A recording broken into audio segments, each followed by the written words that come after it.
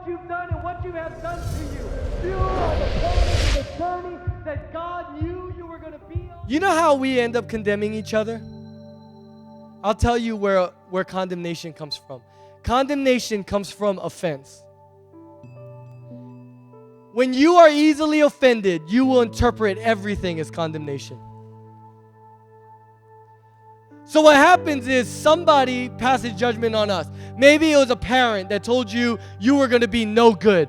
Maybe it was the police. Maybe it was a teacher at school said you're an idiot. Maybe it was whatever it was, you got hurt. And out of that hurt, offense is born. And you become offended. And anything that resembles that, you say to yourself, I will never allow myself to be hurt again. And so now every time, because your dad told you you weren't going to amount to no good, every time somebody, your boss at work, or your husband or your wife, or anybody in your life looks at you and says, hey, you need to change this. You don't hear that. What you hear is your daddy all over again telling you you're nothing, you're nobody, and you're no good. But unlike that moment when your daddy told you that when you were a kid and you were powerless to fight back, now you're an adult and you can say, I don't have to listen to you. And you get into a fight, you punch him in the eye, or you go out and you drink a whole lot of alcohol, or whatever it is you do to cope with that offense.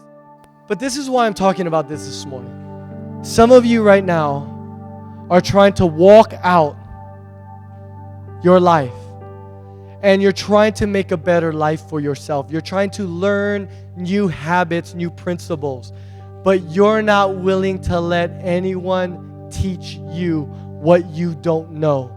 You think somehow you're going to learn and know what you have spent your entire life not knowing.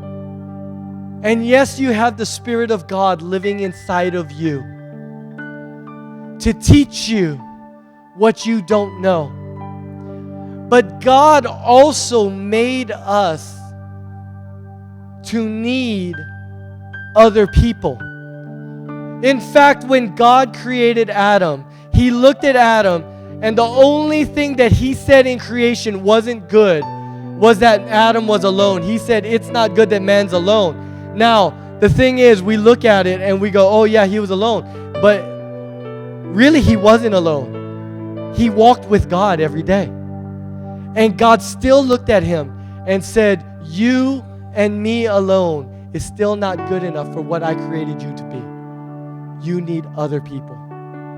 Because I called you to be fruitful and multiply. And you can only multiply after your own kind. Man can't multiply with God. Man can only multiply with man. And when your calling is to be fruitful and multiply, but you're the only one on earth, you can't achieve your destiny. You only need God for your salvation, but we need each other to reach our destiny.